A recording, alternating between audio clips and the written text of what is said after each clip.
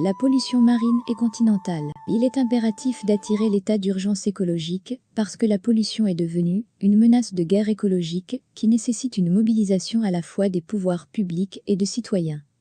On est en train de perdre la bataille. Le dernier rapport du GIEC, c'est on a jusqu'à 2030 pour faire une bascule radicale. Si on ne change pas rapidement les choses très vite, plus rien n'aura d'importance. On est ridicule. Nos enfants nous jugeront comme des criminels. Je m'appelle Claude Lorius. Je suis glaciologue. J'aime dire maintenant que le bleu du ciel est menteur. Il nous fait voir un monde qui n'est plus celui-là. Un monde sur lequel l'homme a marqué son empreinte et dont en fait on ne sait pas comment sortir. Le défi est énorme parce qu'il s'agit de créer des plans de redressement qui puissent faire basculer l'effort de croissance économique dans l'économie durable. La production des produits de consommation devrait privilégier les produits dégradables, un programme conséquent qui nécessite la coopération de tous. Développement durable, tout le monde en parle. Mais qu'est-ce que ces mots signifient réellement? Prenons 3 minutes pour comprendre ce qu'est le développement durable. L'idée d'un développement durable apparaît à la fin des années 80 comme une réponse possible aux crises sociales et environnementales auxquelles l'humanité fait face. Avec la mondialisation, les inégalités sont de plus en plus flagrantes entre pays riches et pays pauvres. Les prévisions de croissance démographique interrogent. Comment nourrir une population de 9 milliards d'humains en 2050? Comment assurer à tous un accès à l'eau potable, à la santé et à l'éducation? Comment protéger la biodiversité et lutter concrètement contre le changement climatique? Comment faire en sorte que le développement industriel soit source de progrès pour tous? On imagine alors un nouveau mode de développement, ou plutôt une variante au modèle en place, qu'on appelle tout simplement le développement durable. Sa définition officielle est donnée en 1987 au moment de la préparation du 3e sommet de la Terre à Rio. Un développement durable est un développement qui répond aux besoins du présent sans compromettre la capacité des générations futures de répondre aux leurs. Ça vous paraît abstrait? Pour être plus clair, développement durable signifie que la croissance doit se faire dans le respect de la nature et des hommes. Alors, où la durabilité est-elle atteinte? Juste ici, où les objectifs économiques, la responsabilité sociale et la préservation de l'environnement se rejoignent. Vous vous demandez si une entreprise peut combiner respect de l'environnement, équité sociale et réussite commerciale? Eh bien la réponse est oui. Et le développement durable crée même de la valeur. Voici quelques exemples. Améliorer l'outil industriel pour consommer moins d'énergie et d'eau, c'est bon pour l'environnement et pour le porte-monnaie. Recourir à l'éco-conception des produits et des emballages pour qu'ils n'utilisent que le juste nécessaire de matière. C'est économiser les matières et réduire le transport. Être à l'écoute des salariés. Leur permettre de mieux vivre au travail et de développer leurs compétences, c'est renforcer leur engagement. Or, avec des salariés engagés, une entreprise enregistre des performances nettement supérieures. Penser les produits pour les rendre accessibles aux populations les plus démunies, c'est s'installer sur de nouveaux marchés. Ceux dont les populations vont croître fortement d'ici 2050. Vérifier les conditions de travail chez les fournisseurs et les sous-traitants, c'est minimiser les risques qui pourraient ternir l'image de l'entreprise. Vous l'avez compris, le développement durable impacte tous les domaines. De plus en plus d'entreprises comprennent qu'elles ont d'importantes responsabilités économiques, sociales et environnementales. Et elles l'assument. Parions que les entreprises qui saisissent cette occasion de créer de la valeur auront les succès les plus durables. Le monde entier est impliqué pour sauver la nature, d'en remédier et relever le défi de l'économie durable. Il va sans dire d'évoquer un état d'urgence de nuisances dévastatrices qui détruit l'écologie. Nous percevons un état d'appauvrissement du monde de la nature qui va aux dépens de la vie même. Les pouvoirs publics doivent prendre des mesures qui s'imposent en pénalisant les actes de crime écologique. La nature est en danger, la gestion régulée des ressources va de la défense de la survie. La nature est dans son intégralité transformée en gestion économique. Depuis l'eau du sous-sol jusqu'à l'ozone de l'atmosphère, les activités humaines en sont étroitement liées. Dans le monde entier, la température En a déjà 50 augmenté ans, de 0,8 l'Afrique a perdu près de degrés 700 depuis 000 l'époque kilomètres. pré-industrielle. Les concentrations de gaz à effet de serre dans l'atmosphère ont atteint les niveaux les plus élevés depuis au moins 800 000 ans. Selon nos capacités à maîtriser nos émissions futures, le thermomètre pourrait encore gagner jusqu'à 5 degrés d'ici 2100, ce qui aurait un fort impact sur la vie sur Terre. Même dans les scénarios plutôt optimistes, l'accélération du réchauffement climatique menace les ressources disponibles en eau potable et la sécurité alimentaire de millions de personnes. Les 4 principales cultures vivrières mondiales, blé, maïs, riz, soja, vont perdre en productivité. Et pourtant, d'ici 2050, il faudrait doubler la production alimentaire pour nourrir les 9 milliards de personnes que comptera la planète. Parallèlement, 20 à 30% des espèces animales et végétales sont menacées d'extinction, les variations de température étant trop rapides pour qu'elles s'adaptent. Pour chaque degré Celsius de réchauffement moyen, le niveau de la mer s'élèvera entre 26 et 98 cm d'ici la fin du XXIe siècle en raison de la fonte des glaces. Cela provoquera des phénomènes migratoires de grande ampleur. Même 30 cm de hausse peuvent avoir un impact considérable, aggravant les phénomènes climatiques extrêmes. Tempêtes, sécheresses, inondations ou glissements de terrain. L'eau des glaciers terrestres se raréfiant, le débit des fleuves va diminuer, pesant ainsi sur la production hydroélectrique ou l'agriculture. Affecter également les océans, les importantes migrations de stocks de poissons vers les eaux fraîches redessinent la carte des zones de pêche, privant ainsi certaines populations d'une ressource alimentaire essentielle. Enfin, les effets cumulés du réchauffement climatique vont exacerber des conflits violents dans certains pays pour des terres ou des ressources en eau. L'inertie du changement climatique est considérable, de l'ordre de plusieurs siècles, et elle est due aux émissions de CO2 passées, actuelles et futures. L'ampleur et l'impact de ces changements dépendront des choix d'aujourd'hui. En 50 ans, l'Afrique a perdu près de 700 000 km² de terres productives. L'explosion démographique et la surexploitation agricole ont accéléré l'épuisement des sols et des ressources en eau. Ces impacts, conjugués à une pollution croissante au niveau mondial des nappes souterraines, affectent dangereusement l'équilibre de la planète. Et l'on peut considérer que la désertification menace aujourd'hui plus de 20% des terres émergées.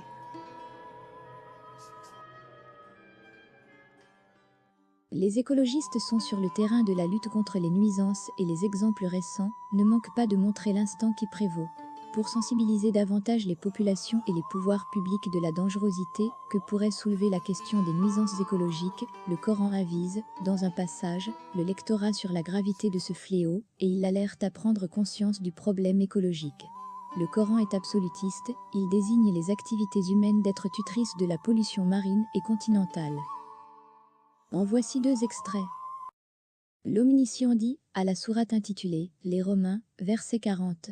Au nom de Dieu, le tout miséricordieux, le très miséricordieux, la nuisance est devenue visible en mer et sur la terre ferme. Elle découle des produits résultant des activités humaines. Les gens vont inévitablement goûter aux effets nocifs de leurs produits. Peut-être qu'après coup, ils remédieront. La pollution des océans par le pétrole est un fléau qui affecte profondément la faune et la flore maritime. Le grand public ne s'y intéresse que quand des accidents spectaculaires surviennent, un pétrolier qui se brise ou une plateforme qui explose. Des nappes de pétrole dérivent alors vers les côtes et tuent les oiseaux de mer et les mammifères marins. Mais ces naufrages ne représentent qu'environ 10% de la pollution maritime mondiale par les hydrocarbures. La plus grande part provient de rejets volontaires des navires ou des activités industrielles sur la côte. L'impact écologique diffère selon l'environnement. En haute mer, la pollution est limitée et le nettoyage plus facile, la nappe de pétrole s'alourdit, coule vers le fond, se dissémine et devient inoffensive. Spectaculaire sur une côte rocheuse ou une vaste plage, l'impact d'une marée noire est souvent important pour la faune, mais la plupart du temps, les vagues nettoient l'écosystème en une année. Plus sensibles sont les barrières de corail. Le pétrole peut y rester collé 10 ans, causant des dégâts la plupart du temps irréversibles. Et quand les hydrocarbures s'écoulent dans des forêts de mangroves ou sur des prés salés, la pollution menace pendant plus de 20 ans. Les déchets, en provenance des bateaux, des côtes ou des fleuves, causent la mort de nombreux animaux marins. En Alaska, une équipe de chercheurs étudie les impacts des déchets sur les otaries.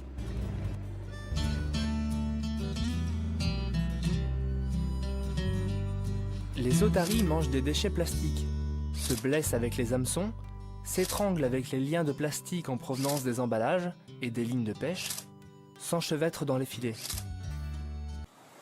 La Méditerranée, derrière le paradis de ses eaux bleues, un concentré de pollution. Dans cette mer quasi fermée, la présence de microplastiques y est 4 fois plus élevée que dans les océans les plus pollués. Car sur les 27 millions de tonnes de déchets plastiques produits chaque année en Europe, seul un tiers est recyclé. Le reste est rejeté en mer et les mauvaises habitudes ont la vie dure. Sur cette plage à Marseille, voilà ce qui est ramassé en quelques heures. Il y a pas mal de plastique quand même, c'est énormément de plastique. L'omniprésence du plastique dans la vie quotidienne. Dernièrement, je remarque beaucoup de déchets, ne serait-ce que sur les plages. Il y en a qui essayent d'avoir des sacs pour mettre leurs poubelles dedans, mais la plupart du temps, ce sac s'envole aussi à un moment. Un sac plastique met 20 ans à disparaître de la planète. Il faut 50 ans pour ce simple gobelet. Résultat, 90% des oiseaux marins et des tortues ont des fragments de plastique dans leurs estomacs et 18% des thons et des espadons. Un empoisonnement silencieux qui, selon le WWF, menace les espèces marines et la santé humaine. 78% de la pollution est toxique et persistante. Ça veut dire que lorsque les animaux vont ingurgiter ces microplastiques et qu'ils sont ensuite consommés par chacun d'entre nous, c'est une pollution que nous nous infligeons. Une urgence mondiale, car à ce rythme, si rien n'est fait, en 2050, il y aura en Méditerranée plus de tonnes de plastique dans l'eau que de poissons. La pollution n'est pas uniquement un problème sur la terre ferme. La gravité agit 24 heures sur 24, 365 jours par an, et elle entraîne les détritus, les eaux usées et les substances chimiques vers les rivières et les fleuves, en direction de leur lieu de dépôt final, les océans. Contaminant sans cesse l'eau douce, nous mettons les baleines et leur habitat marin en grand danger, et nous avec.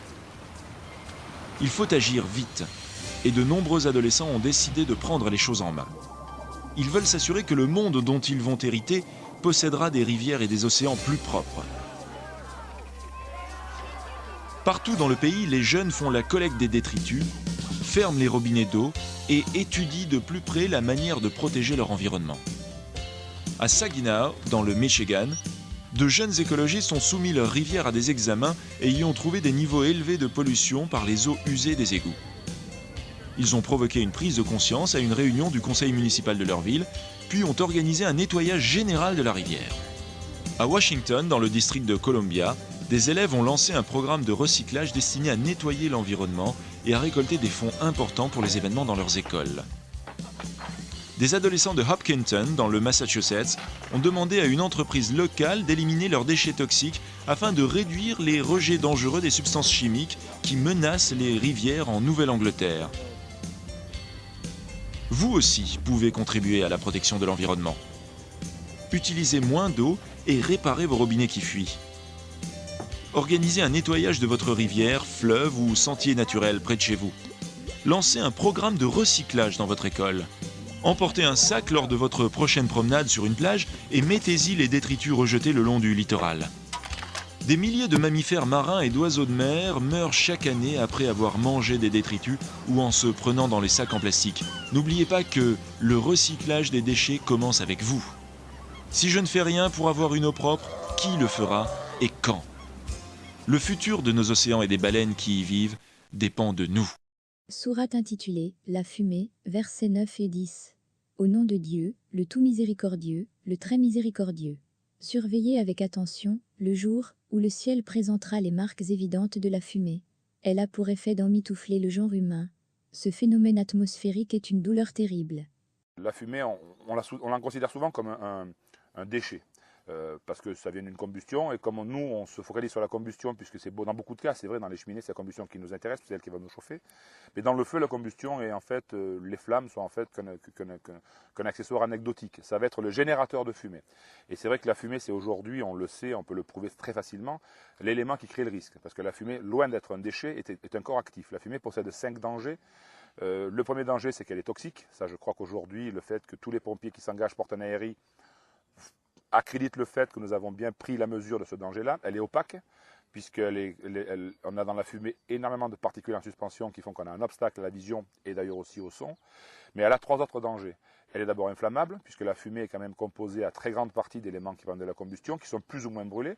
Il y a le CO2 qui lui effectivement est un corps qui, à part son problème de toxicité par manque d'oxygène, est dans la fumée, mais vous avez aussi du CO. CO que l'on a appris être en secourisme toxique, mais surtout inflammable et explosif. S'il est dans les fumées, il pourra s'enflammer et exploser. On va aussi trouver des suies, donc les particules noires, qui sont ni plus ni moins que du carbone pur. Le carbone pur étant l'élément qui va brûler dans la totalité des corps de la création, c'est le carbone qui va brûler. Donc là, on l'a sous forme pure, donc il va aussi brûler. On a des gaz de distillation, c'est-à-dire des gaz qui proviennent de la distillation due à l'échauffement des matériaux combustibles, mais qui, par manque d'oxygène, n'ont pas pu être brûlés, on va la retrouver dans la fumée. Donc la fumée est un mélange dans lequel on va trouver une multitude d'éléments qui brûlent. Donc la fumée est inflammable. Troisième danger, on sait qu'elle est toxique, on sait qu'elle est opaque, on sait qu'elle est inflammable. Quatrième danger, la fumée, elle provient d'un feu. Si elle provient d'un feu, elle est chaude. Et si on se rappelle notre formation de base de sapeur-pompier, on se rappelle que le triangle du feu, c'est combustible, chaleur, comburant. Là, déjà, on a combustible, le troisième danger, et elle est chaude puisqu'elle vient d'un feu. On a déjà deux des risques de départ de feu de notre triangle du feu de base. Donc si vous voulez, elle est chaude parce qu'elle vient d'un feu et c'est la réalité. On a tous vécu dans des feux d'appartement une sensation de chaleur qui venait du plafond. Ce n'est pas le plafond qui était chaud, c'était la fumée qui était bloquée au plafond par le phénomène de l'accumulation. Donc elle est chaude, on le sait. C'est son quatrième danger. Et le cinquième danger, c'est qu'elle est mobile. C'est-à-dire que la fumée qui a une tendance naturelle à monter, elle va s'insinuer dans toutes les fissures, toutes les ouvertures, toutes les portes laissées ouvertes ou entrouvertes, ou même d'ailleurs par les encadrements de portes, et elle va se répartir partout. Se répartissant partout, elle va amener la chaleur partout. Elle va donc pouvoir facilement propager l'incendie. Et on voit bien que ce n'est pas le feu d'origine qui propage l'incendie, mais c'est la fumée qui propage l'incendie. Parce que la fumée, elle a 5 dangers. Elle est toxique, elle est opaque, elle est inflammable, elle est chaude et elle est mobile. Le Coran a pris position sur le réchauffement climatique depuis sa révélation en 610-632. Il interpelle par un verset les êtres humains à prendre conscience du problème qui pourrait surgir de l'effet de serre naturelle. Il risquerait de devenir drastique à cause des rejets excessifs de fumée. Il nous recommande, aux premiers instants de leur nuisance dans le ciel atmosphérique, de les suivre, de les surveiller et d'agir en conséquence pour y remédier, car ce fléau a un effet néfaste sur la planète tout entière. Le Coran met l'accent sur les émissions immodérées de fumée parce que leur débit démesuré travestirait l'effet de serre naturel et utile en un phénomène drastique. Il rendrait l'atmosphère terrestre inhospitalière et toute vie aérobique impossible. Le Coran nous met en garde contre ce danger qui pointe vers l'horizon et dont ses conséquences seront incommensurables. Compte tenu de l'importance des versets coraniques, qui prédisent les nuisances écologiques résultant des activités humaines, peuvent par leurs effets nocifs induire un impact sur l'ensemble des niches écologiques. L'impact sur la santé humaine et l'économie est non seulement prévisible, mais il est indéniable. Les biochimistes ont examiné certains polluants et ont constaté que certaines pathologies provenaient des polluants recensés. De nombreuses activités humaines, qu'elles soient industrielles, chimiques, agricoles, sont responsables de dégradation de l'environnement. La contamination par le plomb, des sols, des nappes phréatiques perturbe les écosystèmes. Les images de désolation que présentent les décharges publiques à ciel ouvert et leur cumul sur les chemins de la voirie transforment nos villes et les zones urbaines en poubelles. Ces menaces environnementales constituent un risque majeur pour la santé de l'homme, apparition et ou recrudescence de pathologies diverses, maladies cancéreuses, maladies infectieuses, malformations congénitales, pathologies cardiovasculaires et respiratoires, diminution de la qualité de vie et du bien-être. Les dégradations environnementales sont visibles en mer et sur la terre ferme. Leurs nuisances sont avérées par les analyses des épidémiologistes. L'impact par certains endroits est irrémédiable et son taux de nuisance agit sévèrement sur les biotopes. La diffusion des gaz polluants dans l'atmosphère, les déchets toxiques répartis dans la nature et les déchets plastiques, qui terminent leur parcours final dans l'océan, sont reconnus comme cancérigènes aussi bien pour l'homme que pour le monde du bestiaire. Ces nocivités écologiques ont des conséquences préjudiciables et mettent en danger la santé humaine, elles nuisent aux ressources biologiques et aux écosystèmes. Pour remédier ou réparer un dommage écologique grave, il faudrait identifier les auteurs des préjudices et déterminer les personnes mises en cause ou institutions. Les protecteurs de la nature, avec l'aide de l'État, devront s'outiller de textes juridiques qui soient liés aux préjudices écologiques. La France, un peu pionnière sur ces sujets, a fait paraître au mois d'août 2016 un article pour la reconquête de la biodiversité, de la nature et des paysages. Il dit que toute personne responsable d'un préjudice écologique est tenue de la réparer. Pour permettre cette application, la jurisprudence devra élaborer une méthode d'évaluation adaptée au biophysique et proportionnée aux dommages écologiques. Les pouvoirs publics devraient obtenir la réparation ou la remédiation à la mesure du dommage causé. Lorsque le sol terrestre soit, par exemple, détérioré par la pollution, l'application serait que la phytoremédiation ou la mycormédiation restaurera le sol pollué.